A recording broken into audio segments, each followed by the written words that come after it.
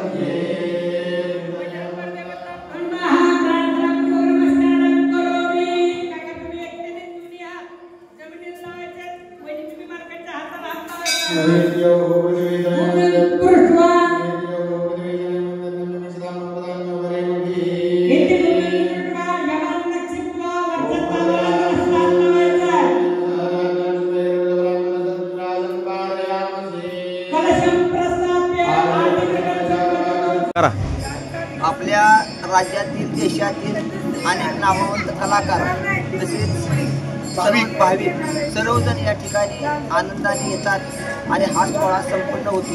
12 नंतर फुले पडतात, 12 नंतर पाळण्याचे सांगता होते, सांगण्याच्या गजरेत कार्यक्रम संपला जातो किंवा संपन्न होतो। आपल्या तालुक्यातील जिल्ह्यातील बातम्या सर्वप्रथम पाहण्यासाठी आजच सातारा न्यूजला YouTube चॅनलवर सबस्क्राइब करा, लाईक करा, शेअर करा आणि बेल आयकॉन प्रेस करायला विसरू नका।